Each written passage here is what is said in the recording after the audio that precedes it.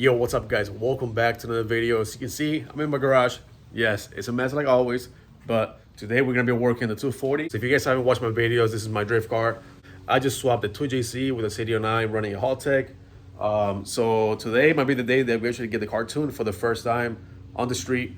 My friend Tony actually was able to come here and get the car idling enough, and I drove it to the gas station and actually took it to the alignment shop, got it aligned. Because the car drove like crap, the alignment was off from me doing all the suspension parts over the winter. After we did all that, I decided to do a boost leak test, and unfortunately, my throttle body was leaking. So I am running an eBay, like a cheap intake manifold, and the throttle body was leaking by the TPS. It's a little bearing in there, and for some reason, you know, it's eBay, what do you expect? It leaks. This side was leaking, but very little, but this side was literally dumping all the air out. It would even hold 1 psi of pressure. So if you have a boost leak that big, the turbo's gonna be running really hard to keep up, you know, with the boost. So definitely don't want to do that. You can, you know, damage the turbo. Having the turbo spin that fast, you know, could cause some issues. So luckily, Kyle, the guy who built the motor, he went ahead and he stocks a bunch of 2JC parts. So he actually had an RMR 90 mil in stock. So I went ahead, I had to make the holes bigger. So as soon as I got it, literally had to drill the holes bigger. Just like a millimeter on each side for it to fit my intake. As you can see, my coupler, it's slightly too small for this throttle body. The other throttle body is a 3 and a 75. The other throttle body is a 3.75 and this is a 4-inch. I tried making this coupler fit, but as you can see, it's way too big of a gap. Didn't work. So the new coupler should be here today. I'm not sure what time it's gonna show up. I see how to do a couple of small stuff to the car. Hooking up the oil catch can. As you can see, I already have the fitting there. So not sure where I'm gonna put it. Probably gonna put it on this side for now, which I do not like because it's next to the turbo manifold. But to be honest, there really isn't any other spots that I can put it. If I can get a different style catch can, I can probably put it in the corner in front of the motor, in front of the windshield motor. But for now, I think it's gonna be fine just here. It shouldn't have that much blow by, and I'll put a, you know, it has a filter and all that, so hopefully it doesn't leak, but you know, that's all I can do for now. And if you guys watched the previous video, you know that I had to cut the front end in order for me to put my radiator. People usually cut the whole thing, but I decided just to cut the middle. Just because I didn't want to deal with mounting the headlights and all that, so I just went ahead, cut the middle part, and made this little bracket.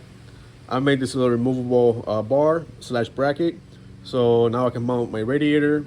My harness goes through there, so I had to move my radiator forward around 4 inches because the radiator was almost touching the motor without the fans in it. So I had to move it forward so I can place my fans in there. Now to my next issue, which is the brakes. For some reason, I've always had issues with the brakes on this car. So the front brakes, they work fine and they bleed really good, but the back ones, they both bleed really slow. Even after getting all the bubbles out, you're only able to, when you open the bleeder and you're bleeding them, you barely get any fluid coming out. So either the line is clogged or my calipers are bad, which it's highly doubtful because they worked kind of last year, and this year it's worse than last year. So what I'm gonna do is I'm gonna go to the parts store and get a block off for the rear brakes and just block it off on the master and see if my brakes work fine. If they work fine, it means that the line is blocked. So I can go ahead and order a whole new line from the front to the back. On this car, I have the dual calipers, so I would just have to run swap-side brakes until I get my line in. Because right now the brakes go straight to the floor, and if we're going to be tuning it later today, this is definitely not going to be able to be tuned. I really hope that coupler comes in today so I can go ahead, put it on, and get this thing tuned finally, because I've been waiting for so long. Guys, so I ended up putting the catch can right here. My plan is to put it right next to the intercooler piping, but right now it doesn't really fit. This is just dangling around, so I want to fix that. But for now, I didn't have enough hose to bring it all the way here neither, so I just put it in here for now. It's a little crowded. I'm not a big fan of it. To be honest, I might get rid of the brake booster, even though I just bought that brake booster. I'm not sure. I mean, I don't care. It's not a show car. As long as everything works, that's all I care. Okay, so finally finished in the engine bay. Got everything hooked up, I believe. I went ahead and put these wheels on because these ones are cleaner, but I believe it's this one right here. Yep. As you can see, it's a good tire, but my boy Ross, too much left foot braking, got a flat spot. So I went ahead, that one is actually good. So I got 2 tires for the front. So this one will be my rears. I just have to go ahead and swap them out for 265s. But yeah. So the front is good now. The only thing left is doing the headlights and the fuel pump O-ring. So my fuel pump assembly leaks a little bit and gave me a headache last time I drove the car to the alignment. So I went ahead, bought this. If you go to any parts stores, no one has one in stock. This one says that's not for this car, but it does fit this car. So if anyone needs a part number for the O-ring of the fuel pump assembly, this is it. Go ahead. Let me go ahead and take that off, put that in, and then do the headlights, and we're good to go. So I'm hauling ass over here trying to finish everything in time. All right, guys, so fuel pump is done. Unfortunately, the headlights I got from my friend Adair, they did not fit. They're different size. So I have to go buy some, but for now, we should be fine. It's still daylight. It's 3 o'clock, so 3:30. So I hope we finish in a couple hours, and we shouldn't hit the night. But yeah.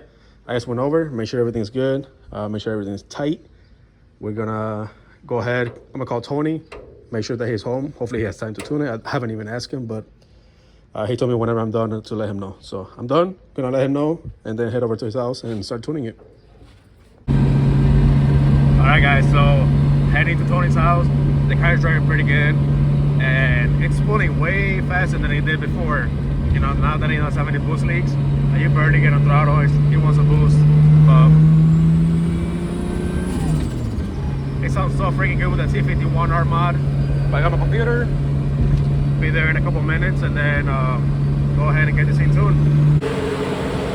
Alright, guys, so he's got Tony's, and unfortunately I forgot to tighten the throttle idle control thingy-majiggy. So it came loose, and it was just bugging down on the street at idle. So I went ahead, raised it up a little bit. It's sitting at right around 900. I'll probably raise it up a little bit more, and we should be good. But yeah, I think the fuel pump might be leaking, fitting, because I can smell some gas inside. So I think one of the fittings might be leaking, the return one. I tightened a little bit more down before coming here, but I think it's still leaking. Let's see. Oh yeah, you can see it's dripping. So that fading, it's hard to tell, but that fading right here, it's leaking. Not sure why, to be honest. Did it stop? Might have stopped. Not sure. So I'll keep an eye on it. I'll tighten down a little bit more and see if it stops. But if not, I think Tony might have some PTFE fittings, and I can order some here tomorrow. But yeah, at least we made it here. His right-hander Miata that's waiting for the engine to be built, and he's working a couple cars. Okay, so I'm back at Tony's. Unfortunately, I couldn't record while we were tuning, but we did a couple pulls and found out that the car was over boosting. At just the wastegate, it was still over boosting to 25 pounds. So I just opened the wastegate right now, and I saw that it had 2 springs in it. One looks pink, I think. One looks pinkish, and the other one doesn't seem like it has a color, to be honest. But Tony does have 2 of them here, so he has this too. So I might just run one of them, try to see which one's softer. So this pink one's probably softer. This one it's pretty soft too, actually. Yeah, I'm not sure. I'm just gonna go to the TurboSmart website, see what each color means, and then I'm just gonna run a very small one and see what that does. It's fairly easy to take the wastegate out. You just gotta wait for it to cool down. And 7 o'clock, it's about to get dark in an hour, and it's about to rain in an hour. So I'm gonna have to go get some headlights, which is not a big deal. It's only at I just have to go to AutoZone. But yeah, so let me go ahead and put this back in. I'll put one in it, and just put one of them in, and then see what we get. All right, guys, so finally got it tuned. It's a 20.8 pounds of boost on the gate, and it feels pretty good. It's a little wet outside. Well, over here it's kind of dry, but it's a little wet, so it's gonna spin. But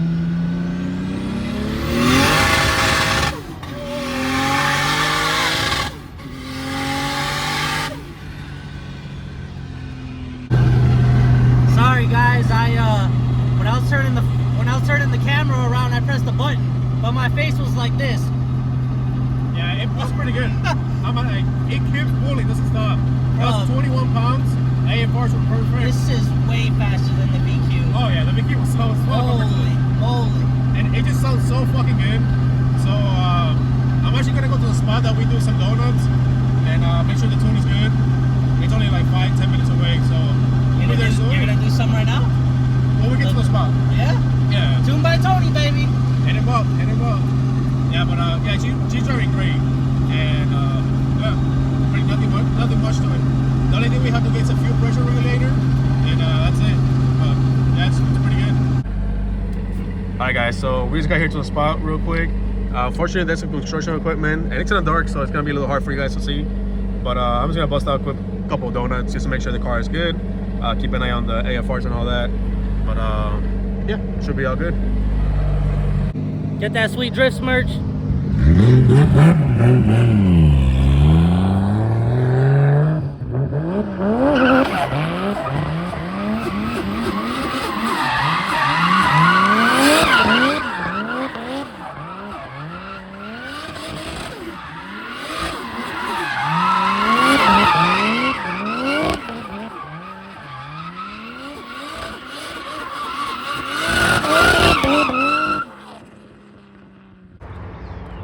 All right, guys, so it's a couple days after the last clip, and went ahead, we got the car retuned, like not retuned, but we went over the tune, make sure everything was good. So as you can see, I have no hood right now. We're actually about to paint it and paint my brother's hardtop. So my brother's Miata, my friend's Aldair's car, they're all purple. So I painted these two cars, and this car was painted by my friend. As you can see, there's a difference. Oh, it's dark, you can't really tell. Well, this car's have to be sanded and buffed. This one has a couple runs, but no orange peel, and this one has a lot of orange peel. I did this one first, I did this one second. I just didn't do as heavy coats with the clear, so it didn't come out that good. I mean, once you wet sand it and buff it, it'll be fine, but this fucking guys don't want to fucking do it. This was a little better. It just has some runs on the quarters. And this was just, you know, my car's way better. I painted my new door. I have to put it in tomorrow because we are going to be drifting Saturday. So we're trying to hurry up and get off our stuff done right now. So here I have my hood. I got some hood vents for it just to get some of the heat out of the engine bay. So I went ahead and cut the hood vents off. You're sanding them down and paint matching it to the hood so they look better. And then got my brother's hardtop and Aldair's helmet that he wants to paint match to his car. I might do a big ass orange peel on it. But yeah, it's already kind of late. Not really ideal to be painting. It's kind of chilly, but I mean, it's not really chilly. It's like 70s. I usually like painting when it's late because of the bugs, but we're gonna be painting inside the garage, so it should be fine. All right, guys, so we're here in the garage. It's super late. It's already like almost 11 o'clock at night, and it got way too cold. It's in the 50s. Luckily, I have this big ass heater here, and I turn it on. Got up to 65 right now, and it's looking pretty good. Over here, I had a big ass run, which I'm super pissed. It's funny because I never get runs on my stuff, but this is my brother's, and he got a run on his. It hit the plastic, and it was super cold in here, and it just stripped it off. The vents are coming out great. They look super nice, so it's whatever. I was doing his helmet as well, but his helmet got it had like a weird reaction to the primer that he used, and the whole paint got ruined as soon as I touched it. So he's sanding it down and re-primering it again so I can hit it. But yeah, I'll probably do 1 or 2 more coats, and we should be done. Oh yeah, look at that.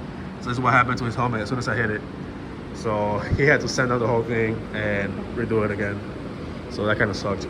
All right, guys, so it's 2 in the morning and I'm freaking beat. I've been here since I think like 7 o'clock at night.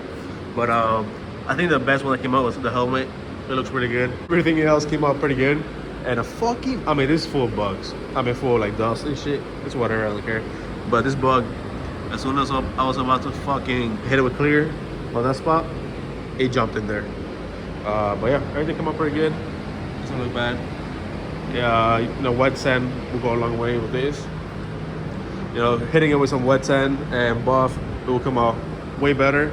But yeah, we're all good for the drift event on Saturday, which is in 2 days. Well, a day and a half now, it's already 2 in the morning. I'm gonna go ahead and put my car here and head to my house because I'm tired and it's 2 in the morning and we're beat. So yeah, I'll be back tomorrow. All right, guys, so it's been a couple days and I really wanted to go drifting yesterday, as I mentioned before in the video that I was gonna go drifting, which I did not end up going drifting. and this is why. So the whole day yesterday, so yesterday was Saturday, it was supposed to be a drift event. I spent Friday getting the car ready, like everything, the interior, getting all the wires tucked up, getting the interior cleaned up.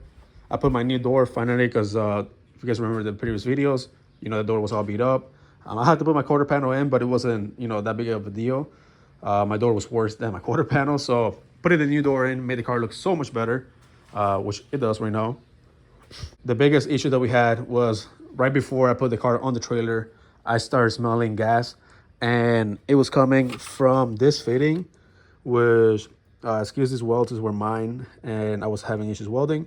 So we welded this fitting like 3-4 times. That's why it looks like crap. I did it the first time, it was leaking. Had to do like 2 or 3 more times, still leaked. Then I had Tony do it twice because we kept putting it back in. And this is a return side, so it's not even a pressure side. But for some reason, it was still leaking. Physically, you cannot really see anything leaking by your eye, but it was leaking, it was getting wet, so it was dripping very slowly. But it made the whole car reek like 85, and of course, that's not safe having a leak, especially since the exhaust, it's, you know, right here. It's not safe. So ended up finding this hanger, brand new. This guy had one like 45 minutes away. I just went and picked it up today, and I'm about to finish putting it on. I had to rethread all the holes. This one, the tab broke inside of it, so fuck me, right? So I ended up rethreading all this, and since this is a billet piece, this one missing should not make a leak. I have a brand new seal on it.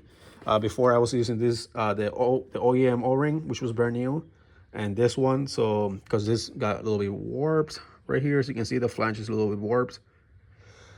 Like, it's been a battle. This whole sending unit has been a battle for the whole winter, ever since I did the fuel system. And finally, I went a little bit more legit, got this one. I could do a fuel cell, but it's a lot more money that I do not have right now. And that's the main reason, to be honest. And I got this one for a really good deal, so I had to get it. So another issue that we're having is the fuel pressure was dropping. So it wasn't dropping, but the car would not make more than 60 PSI fuel pressure.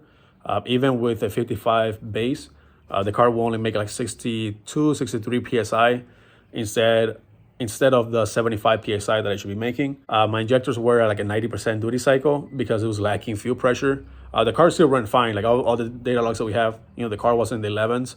So the car is not like it was injured. I could have gone drifting.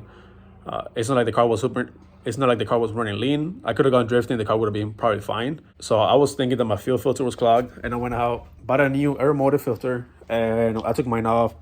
And as you can see, it has a little bit of dirt in there, but nothing too serious. So I ended up putting a new one in because I already had it, might as well. And my other guess was that maybe the clamps for the fuel pump that goes to the housing right here to this fitting, maybe they were not tight enough, which they were not too tight, but I've used those clamps for the past like 7-8 times. Because keep in mind, I keep welding this, and every time I weld it, I have to take the fuel pump off. So I take those clamps off minimum 10 times, I'd say. So it could be the clamps were not like holding pressure, which is a possibility, and that's the last thing that I can think of because the fuel pump is only a year old, or not even a year old. It's like 8 months old, and I only used it last year for like 2 events, and then it's been sitting all winter, and that's it. I only did 2 events last year, and then we tuned the car on it, and nothing else has been, and we haven't done nothing else with the pump. So I don't think it's a pump. If this doesn't fix the issue, then I will think it's a pump. I was thinking that it could be the lines, but I have -6 PTFE lines, which, I mean, people have done a lot of power on that, way over 500 horsepower, so I doubt that's my issue, but we'll see. All right, guys, so I just finished it, tested it out. It's not leaking. It's making 55 PSI of fuel pressure, which he always does, you know, on the key.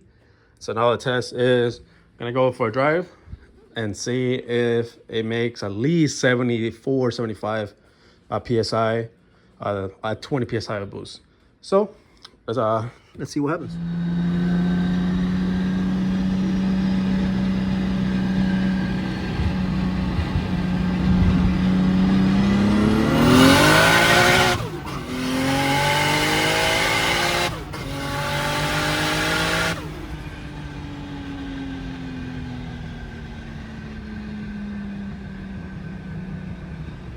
All right, guys, you saw the last clip. The car is boosting and everything. It works because we tuned the car at we tuned the car at 63 psi of fuel pressure, which is not a big deal. You know, the car works, but I don't like that my injectors are getting maxed out, like I said previously.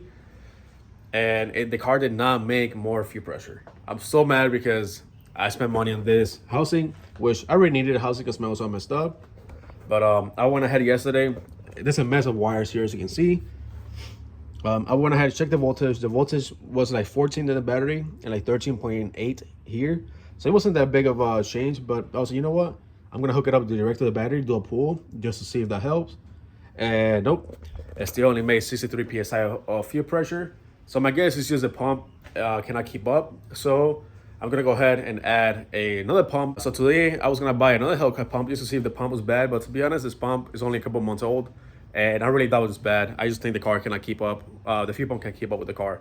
So when I bought the hanger, the guy gave me this fuel pump that came with it, like from Dishworks. It looks like an off-brand 255. I'm not gonna run it just because I don't really want to run it because I don't feel safe running that thing, and I don't want it to go out. I do have a 340 AEM pump at my house from this car, like when I had the VQ swap. I'm gonna go to my mom's house, grab the fuel pump. I have a couple of them, so I'll go through them and see which one I like the most. Grab that and just run that one as a primary pump, and I would just set it up in the Haltex. Though whenever I make like more than 2 or 3 psi of boost, the 525 will kick on. Or however Tony wants to set it up in the Haltex. He's the one that knows how to do all that. So yeah, I'm gonna go to my mom's house. Location lives like 10 minutes away. So go grab the pump, come back. My relay and the Y fitting to put 2 pumps in one will be here around 4 o'clock. So they should be here soon. And then I can go ahead and wire everything, put it in, and go test out the car. So I hope that really works. This shit is annoying. Well, I thought I had a 340, but I guess I don't. I only have 2 Walbros. I got that Walbro there and this Walbro here. They both work. So I'm just gonna run this Walbro because I want to have it at the house. It's not a real Walbro. So you can see this one is at 255. And this should be fine. I mean, hope this actually works, but yeah. And I have the clamps and all that stuff for this one. So I'm just gonna run this one and go from there. Oh, good old Amazon just showed up just in time. Well, boys, finally fucking done. This shit took a long time, but I got both pump. I got the 255 and the 525 on the Y. No kinks or nothing. All the clamps are tight. I double checked all the clamps. We have the wiring here for them. So these two are for the level sensor. But since I'm not running it, and I'm just gonna run the second pump to there, which works super great. So yeah, we got both fuel pumps coming out here. All right, guys, you can see the pump is in. All the wires are ran. I have a mess of wires right here. It's just the relay wires, no big deal. I just have to tighten them up, but I will not do that until I know that it's actually working. So for now, I'm gonna run the this is a trigger wire to turn the relay on. So if I touch it to power, you can hear the pump kicks on. So I'm just gonna run that cable straight to the battery. Test out the car, make sure it's good. And if it's good, then I can wire that straight to the CU by, running cable straight to the CU. But before I do that straight to the CU, I want to make sure that it's working. So it's not a big deal. Just run it straight to the battery cable, and then we can test it out. So we'll have both pumps running for now. Like I said, if this works, then I'll have the little one run, and then after a couple PSI, the 525 will turn on. All right, so just letting it idle, letting it warm up before I head out. But fuel pressure is 46. So that's base pressure. I mean, that's pressure with the vacuum. Base pressure should be 55. And we should hit 75 at 20 pounds. So go ahead, go for a drive. I'll change my dash to fuel graph. And then I can go ahead and click pick data. So whatever it hits the most fuel pressure. So if it hits 50, 70, 80, whatever, it will show it here and it will save it, so I don't have to worry about looking at the dash while I'm driving. And then yeah, should be all good. But it's about to rain, so I'm gonna go ahead. I mean, the car's already at 175, so I can feel the drizzle. I'm gonna go ahead and start driving, let it warm up a little more, and then do a quick pull.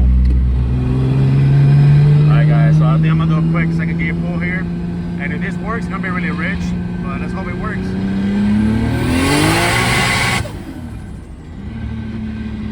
Only made 63 psi. God damn it.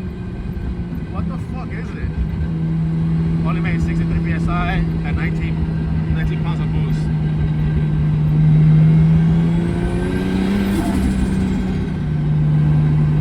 Actually, I went ahead and did a third gear pull and it made 68. That's the most you've ever made. So I'm surprised actually. See if it makes more.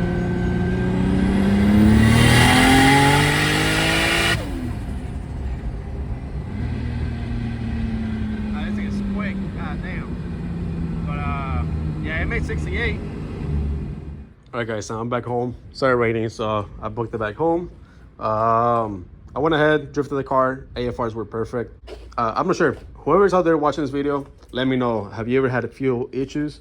And what do you think? So, again, the most I saw was 68 PSI, I believe, or 69.